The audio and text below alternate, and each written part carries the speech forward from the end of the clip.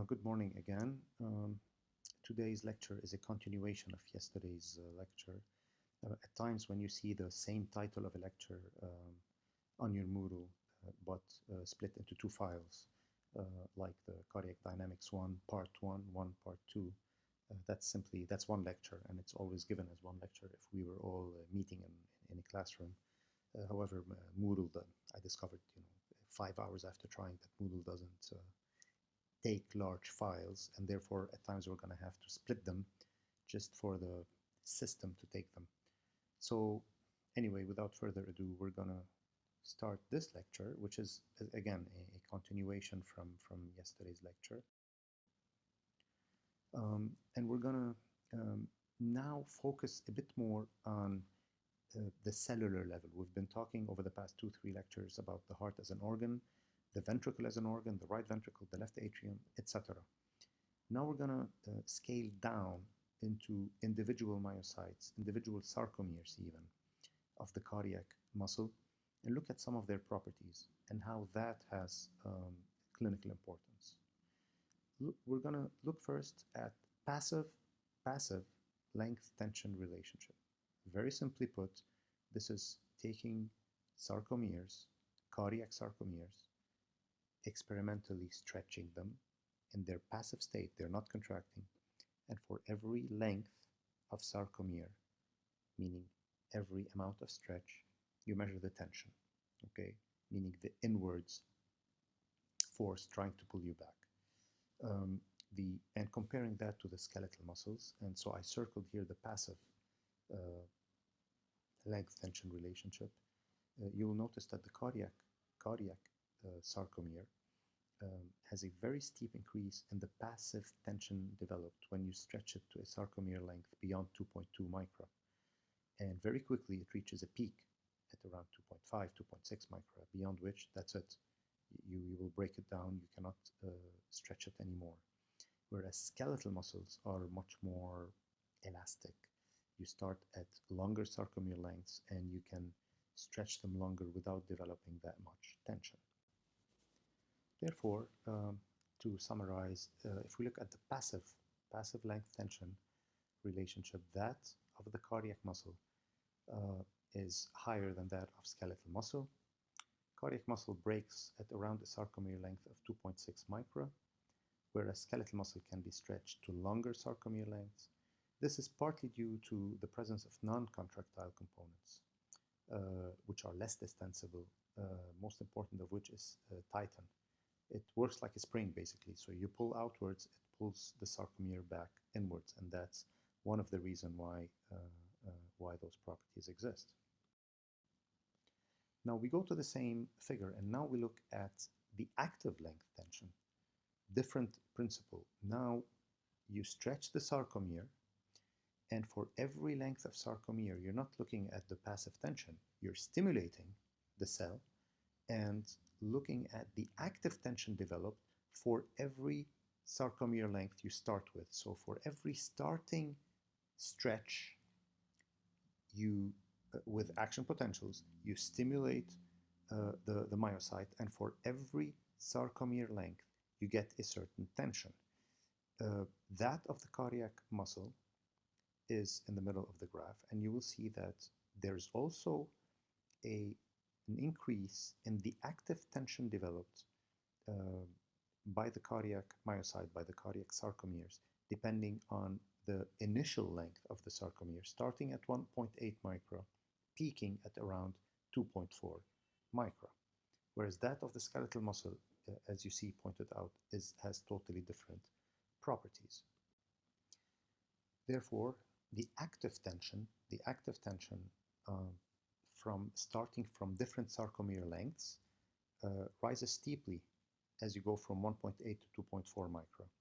There are many reasons for that, but two very important causes is that as you increase sarcomere lengths by stretching them, first you increase the calcium sensitivity of myofilaments, and second, you act upon something called stretch-activated calcium channels, which lead to increased calcium entry and then increased calcium-activated calcium release. So it's a vicious cycle where you have more and more calcium availability for the contractile myofilaments.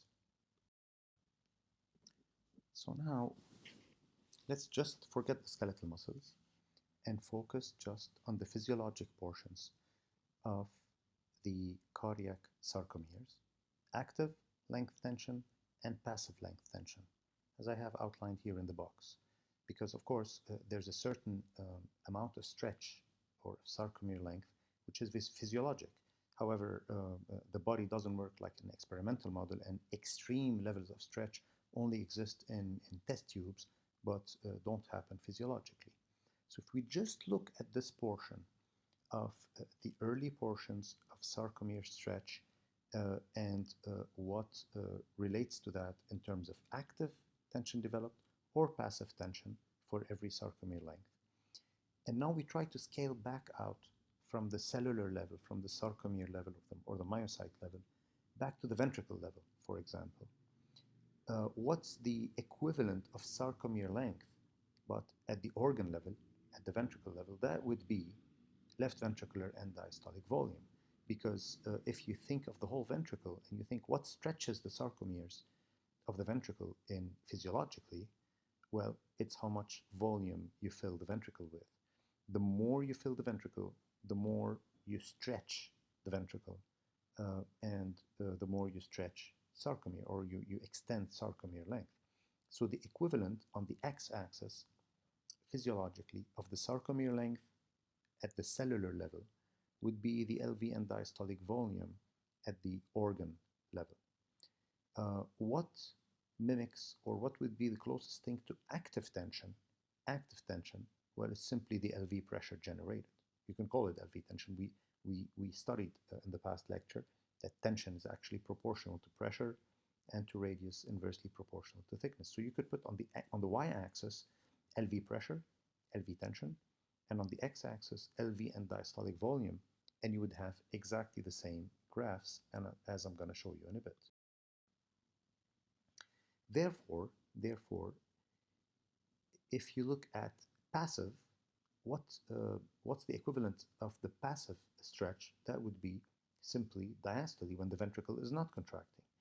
So if you want to look at the closest thing to the passive length tension relationship that we just looked at, that would be the purple line here, which is for every end diastolic volume, which is the equivalent of sarcomere length, you would have a certain tension, meaning a certain pressure in the ventricle, and that would be the purple line here in diastole, showing the passive length tension relationship. Active, that would be the red curve that you see in front of you, where for every sarcomere length, meaning for every stretch level, for every end LV end diastolic volume, the LV can generate a certain tension or a certain pressure, which you see here in red. So this is a very, very important concept, that for every initial stretch, for every amount of volume in the ventricle, as you increase that volume, as you fill the ventricle more, the ventricle will generate more pressure actively when it's stimulated, or in other words, when the time for systole comes. I added one thing on the x-axis because in some textbooks you will see that instead of equating sarcomere length to LV end diastolic volume, they will equate it to atrial pressure, because again, the higher the atrial pressure, the higher the end diastolic volume. They're proportional. So the atrial pressure, if you want, is what pushes blood into the ventricle. So they're proportional. The higher the atrial pressure, the more, in other words, the more end diastolic volume you have in the ventricle.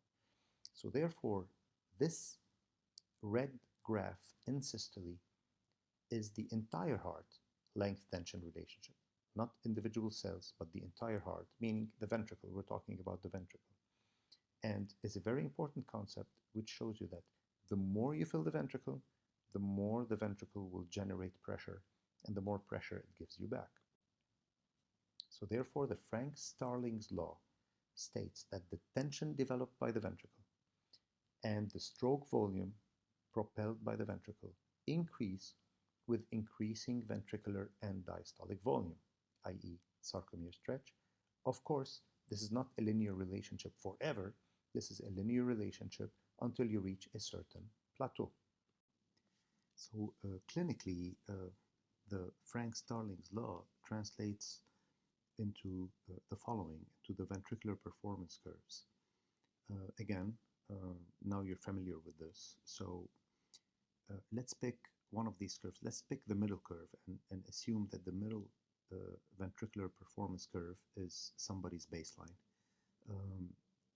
The Frank-Starling's law states that somebody moves the stroke work or the ventricular pressure, etc., changes depending on how much filling of the ventricle you have. So whatever pressure you generate or work you consume, as far as the ventricle is concerned, depends on how much blood fills this ventricle, shown on the x-axis. In other words, what's the filling pressure of the left ventricle? So you could put LV and diastolic volume on the x-axis, it would look exactly the same thing, or left atrial pressure, because it's proportional to LV and diastolic volume, same thing. Somebody, any patient, any human being, moves up and down a certain curve. So assuming somebody's steady state is the middle curve, a patient or anybody would, for example, move along that curve between points A and B, which I drew for you. All right. So you would move from point A to B depending on the filling of the left ventricle. So, for example, if somebody is at point B and sustained any hemorrhagic event, that patient would lose a lot of blood, and by losing a lot of blood, you would have less and less intravascular volume, and obviously less volume returning to the left ventricle, and therefore less filling of the left ventricle, less sarcomere stretch, if you want. And therefore, you would move leftwards on the x-axis and from point B to point A, meaning that patient would have less LV and diastolic volume, and because of that, less LV pressure generated, less stroke work generated, and less volume ejected by the left ventricle. The flip side is, if you stop at point A and then you start transfusing this patient and filling and filling and filling his intravascular volume, that patient would move from A to B. But notice, depending on what's happening to him, whether he bled or he's transfused, he stays along that curve. And this is this patient's ventricular performance curve. This is Frank-Starling's law. As if you look at those curves carefully, you will notice that the extreme of this curve, if you want to go to the extreme right, the curve flattens. So the curve is not a linear relationship forever. There is a certain plateau to that curve. There's a certain plateau to that curve. Meaning if you keep transfusing, let's think of a virtual scenario, whereby you would keep increasing and increasing and increasing volume, you won't keep increasing systolic pressure or stroke work. You would reach a point, notice all these curves, as you go right to the right side of those curves, all of them would plateau, okay? So the Frank-Starling's performance curve is not a fixed relationship. It plateaus at some point, but unlike experimental settings, you can't do anything for the ventricle to rupture or disintegrate. So it would only plateau without any break in sarcomeres, as would happen experimentally. Now, the only way a patient can move from the curve we were talking about, let's call it AB, the middle curve we are talking about, to an upper curve, such as curve X that I drew for you. The only way that you can move the whole curve upwards, so basically take the whole ventricular performance curve of a patient and move it up or down, is if you change the whole contractile properties of this ventricle. In other words, the only way you would move curve AB towards curve X is by increasing, for example, contractility of this ventricle or the sympathetic innervation of this ventricle. So therefore, if you infuse a patient with a positive inotropic drug. Inotropic drug means a drug that increases contractility, such as epinephrine, such as norepinephrine, such as other drugs. or if the patient's own sympathetic system goes into overdrive, and therefore the patient's own sympathetic system acts like a positive inotropic agent, then the whole ventricular performance curve would move, meaning for the same LV end diastolic volume, all the same filling pressure of that left ventricle, meaning the same left atrial pressure, this ventricle would give you more, would generate more tension, more pressure, and eject more volume. Okay, so therefore, if you want to assume that points B and point X, we call the curve X, but let's focus on the point X and assume it's right above it, and both are equivalent to a certain LV end diastolic volume.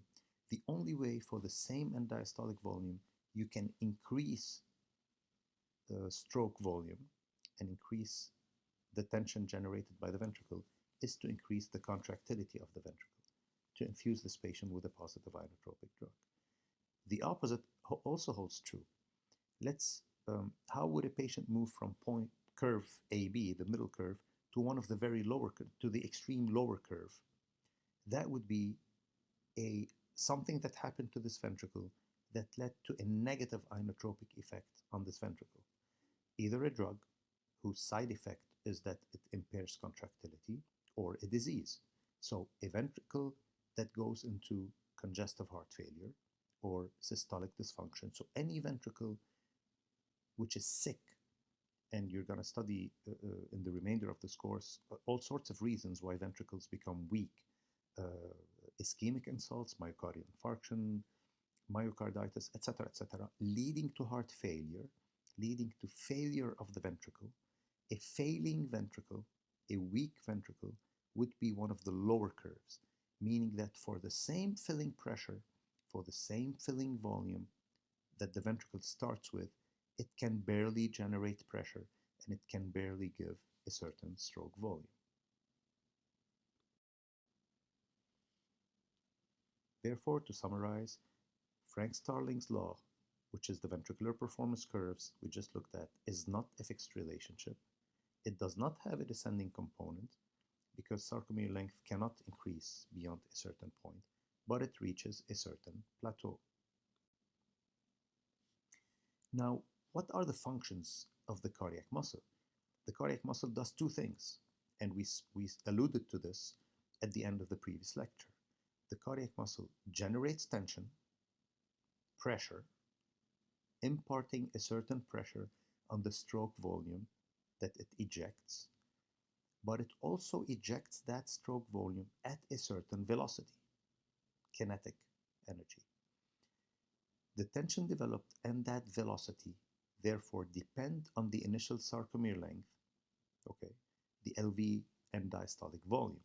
That's Starling's law. Starling's law states that the more volume you have, the more powerful the ejection is in terms of pressure, and the faster the ejection is in terms of velocity. But what stands in the way? What are the opposing forces that stand in the way of the stroke volume moving forward? What do these contracting myocytes, what do they have to overcome? There's something standing in their way. That's aortic pressure, because the ventricle is not ejecting stroke volume into the atmosphere. It's ejecting that stroke volume, of course under normal circumstances, into the aorta. Therefore, the moment the aortic valve opens, this ventricle is facing a certain resistance, is facing a certain pressure. And that pressure is the opposing force that the ventricle must overcome, that those myocytes must overcome in order to push blood forward with a certain pressure and at a certain velocity. And this is therefore these are the two concepts you have to be very familiar with. The LV end diastolic volume, the volume of blood that is in the LV before the LV contracts, it is what we call the preload. The preload of the ventricle is the loading, the volume loading the ventricle pre-systole, pre-contraction, before it contracts. And this is the LV-EDV. And this is the resting length, and you can think of it as sarcomere length, from which the myocardium or the sarcomeres will contract. What is in the way of it is what we call the afterload. What's the pressure against which this ventricle must contract, and what is facing this ventricle on the other side, and that's aortic pressure, and it's called afterload. If you want to think on the right side, very easy. RV preload is the venous return to the right ventricle, and RV afterload is the pulmonary artery pressure. And of course, if you want to think theoretically, if you can take a heart, isolate it out of the body, okay, cross clamp and cut the aorta, put this left ventricle in a bowl and stimulate it, then the velocity of shortening would be maximal because there is no afterload. So if you could, in theory, this is obviously not physiologic, but in theory, if you can keep this ventricle working and against an aorta which is empty, which has a pressure of 0, that's where the velocity of shortening would be maximal, of course, because the ventricle is facing 0 resistance. Of course, this is not physiologic, but as afterload increases, the velocity of shortening of those sarcomeres, of the myocytes, etc., starts decreasing. If you want to go back to the pressure volume loop, it's therefore very easy for you to tell me where is the preload. The preload is simply the point at which the ventricle has filled, so it's point C. And what is, if you want, what's the afterload, or what is some estimate of afterload? The afterload is the pressure, the aortic pressure that the ventricle is facing, mostly when the aortic valve opens, of course, and therefore that's point D. So point D is roughly an estimate of the afterload. Now you're going to ask me, how about point E, or the segment between D and E? Yes, of course, because the higher D, the higher the segment from D to E, so it's a continuum, but an estimate of it, looking at the pressure volume loop, would be point D, the point at which the aortic valve opens, and therefore at which the ventricle starts facing something, starts facing a certain resistance. So this brings us to myocardial contractility. So myocardial contractility, I told you before, get used to the concept of ejection fraction, because in the hospital, in our everyday lives, and you'll see this in the coming few years, when we want to talk of contractility, we talk about ejection fraction on the, on echocardiograms, etc. However, ejection fraction is an estimate of contractility, yes, but remember what ejection fraction is stroke volume divided by LVED volume. And we just said that preload can affect the stroke volume. So ejection fraction is a very good estimate. But if you want to think of the pure definition of contractility, we're going to get to that. Of course, remember, if you just connect the diastolic portion that we just spoke of, the diastolic pressure volume curve, and the systolic pressure volume curve, you just connect them, okay, and instead of sarcomere length, you put end diastolic volume, and instead of tension, you put ventricular pressure, you get a pressure volume loop. Remember that, you get a pressure volume loop. We're talking about the same thing. So let us think of a slight a theoretical situation. Let us look at these three pressure volume loops: orange, purple, and green. And the difference is, if you look at the bottom portions of those curves, these are three curves which first have different preloads, because if you look at point C, orange C, purple C, and green C at the bottom, curve, the green curve has a larger end diastolic volume, the purple in the middle, and the orange the least. And for each one of these, as we said, the more Frank Starling's principle states that for a larger end diastolic volume, the LV will generate a higher theoretical pressure. Of course, the aortic valve, if depending on the pressure in the aorta, the aortic valve will open at points D. The dotted line is only theoretical. The dotted line would be that, let's say in an experiment, we decided to close the aortic valve, completely tie it and not let it open. Well, the ventricle would keep generating pressure, higher pressure, higher pressure, higher pressure. For example, if you look at the orange curve, it would reach point, the upper point G, purple, higher, green, higher. These are theoretical. These are maximal isovolumic pressures that this ventricle would reach if the aortic valve couldn't open. So these are theoretical, but these will all fall along a certain line, along a certain slope, and that slope is what you call the end systolic pressure-volume relationship in yellow. Where does that slope cross the pressure-volume loops? At the points F's that you're seeing, okay? So if you now forget those dotted lines, because they're theoretical, if you just look at these three curves, in these three curves, you go about, the ventricle contracts.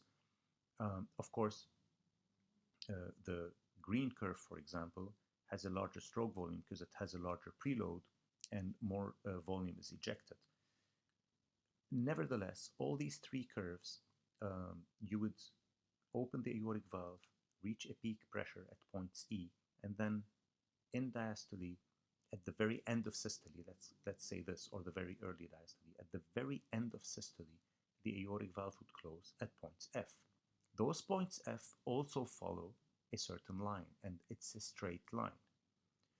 The slope of that straight line, the slope of this end systolic pressure-volume relationship, is the definition of contractility. Okay, is the definition of contractility. Now, focus well for the next sentence because this always seems to be a bit confusing. Contractility is a set of values, meaning for those three curves, orange, purple, and green, even though in the green curve, the ventricle generated more pressure and ejected more stroke volume. If I show you this graph, this is a graph of the same ventricle filling with more or less preload, but having the same contractility. Contractility is a set of values. Contractility is the set of values of what the ventricle can generate depending on how much volume it's given. So therefore, what changes from orange to purple to green is we're changing the preload, and therefore we're changing the potential pressure that this ventricle can generate. But this is all these values, if you want, all these potential pressures and tensions that this ventricle can generate, depending on the preload it's given, are one contractility. Okay, so that's important to understand. The only way you would change contractility is if you changed the slope, the whole slope of the end systolic pressure-volume relationship. And I'm going to show you examples of that. Here's an example. Let's look at the purple end systolic pressure, the purple pressure-volume loop. And let's look at the purple end systolic volume, and it's point C, purple C. The purple pressure volume loop has a certain stroke volume. You see it, okay? So it's just focus on the purple now. If I show you this now, the red curve, so you notice that, and I asked you what has changed. It's the same preload because points C are the same, 120 mLs. So this ventricle is filling with the exact same preload. And it's the same afterload because in both scenarios, the aortic valve is opening at point D. So there's not higher or lower resistance. However, the red pressure volume loop clearly has ejected more stroke volume, right? Look at the width of it. is wider than the purple one. What has changed? How can you, for the same preload and the same afterload, eject more volume? Well, you can only do that if this ventricle has increased contractility. Therefore, the slope, now look at the slopes of the red line, the red and systolic pressure relationship, and the yellow one, the slope has changed. So if I show you these two and I ask you what was this patient given, what was this patient infused with to go from purple to red? Was he given a I don't know, something to, was he given more volume, less volume? No. Was he given a positive inotrope? Yes. Okay, so that's what change in contractility means. Of course, moving from red to purple would mean this ventricle is getting weaker. So this patient has been given something to decrease his contractility. Therefore, myocardial contractility, if you look at ventricular performance curves, can move up and down depending on if this ventricle has been exposed to a positive inotropic effect, the upper curve. So for the same preload, you would get a higher cardiac output, or a negative inotropic effect. For the same preload, this patient is giving less of a cardiac output or less of a stroke volume. So positive inotropes, you're going to study this at length in pharmacology. I'm not going to spend too much time on that, but they usually work on the beta-1 receptor, G protein, cyclic AMP activation, protein kinase A, and increase contractility. Adrenergic agonists also work on the alpha receptor, leading to L-type calcium channel opening and upregulation and increasing calcium influx. And also, positive inotropes will lead to an increase in heart rate because activating the beta receptor doesn't only change contractility, but they happen to be positive, what we say chronotropes. They also increase heart rate. Now, increasing heart rate by itself, just the mere fact of increasing the heart rate adds to the increased contractility because of the following. This is called the Bowditch phenomenon, or the staircase phenomenon, meaning if the LV can develop a certain tension that you see here on the y-axis, and the heart is beating at a certain frequency. This is all these lines. This is the space between two heartbeats. So on the left side of the graph, you see heartbeats spaced by whatever, 1 centimeter each, and then suddenly you increase the heart rate in green. The tension developed, meaning the contractility, increases only by increasing the heart rate.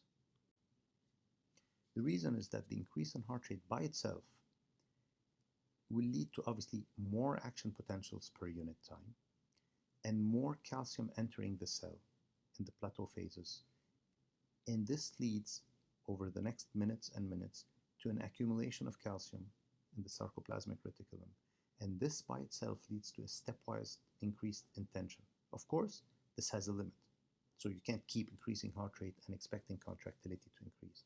But within a certain limit, a higher heart rate leads to a higher contractility.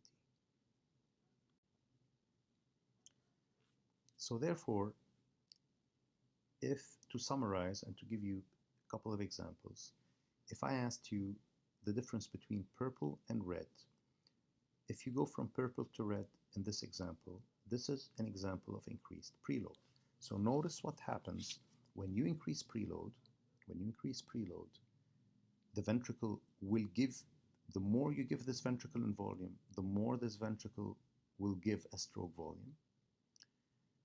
Contractility between both is the same because notice the yellow line slope is the same. Therefore, a ventricle which is given a higher preload will generate or will give a higher stroke volume. However, what's the price to pay? Notice the surface area of the curves. The surface area is higher. So therefore, this doesn't come for free. There is a higher energy expenditure in the ventricle.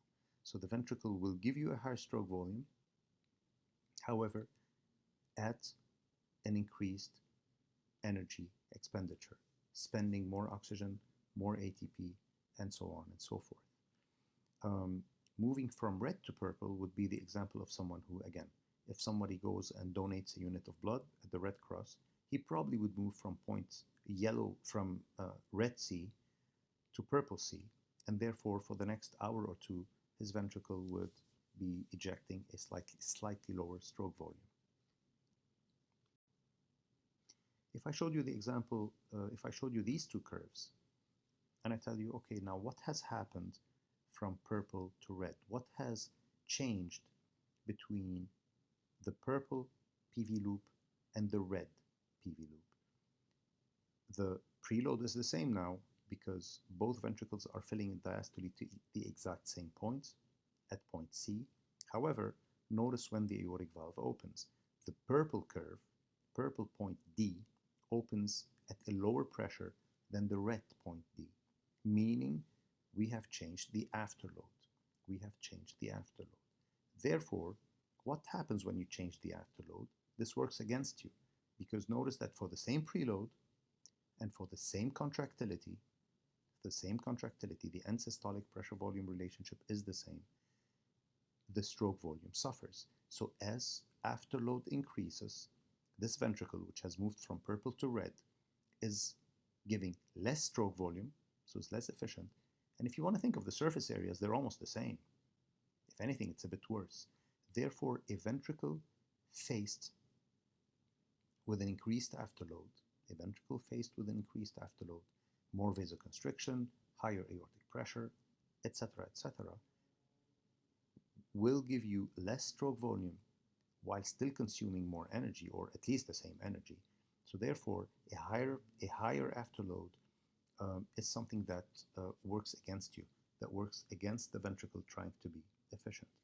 If this afterload, let's say you're in a disease state in which the afterload has increased and it's fixed, you cannot improve it. Some disease has infiltrated the arterioles, or maybe some disease has infiltrated your aortic valve. Remember, the aortic valve, if the aortic valve is very narrow, that's also an example of an increased afterload, because this aortic valve would be stiff enough that it doesn't open at point purple D, it opens at point red D.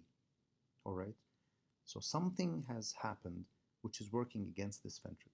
If you can't fix that, the only way to bring this ventricle back to give you the initial stroke volume, the better stroke volume, would be to increase the contractility of this ventricle. So the only way the red, if you're moving along the red pressure volume loop, and this afterload is fixed and the preload is fixed, the only way to go back to an initial stroke volume, meaning to push point F leftwards, is to increase contractility, i.e. the slope of that curve. So if I asked you how did this red pressure volume loop move leftwards, that's something has been given, and that's an increased contractility. But again, even though this ventricle now is giving you back the initial stroke volume, the good stroke volume, the purple one, but with a higher afterload and with an increased contractility, clearly the surface area of this ventricle is higher, and therefore clearly, yes, you were able to generate back the same stroke volume, but now this ventricle is working at a higher afterload, higher contractility, and therefore is consuming way more energy. And if, for example, this ventricle is supplied by sick coronaries that cannot keep up with this increased demand for oxygen and blood flow, etc., then you run into problems. So it's an energy not very efficient way to keep up with it, but this is the only way to renormalize the stroke volume. Thank you, because this is the end of this lecture, and we will reconvene with the next lecture.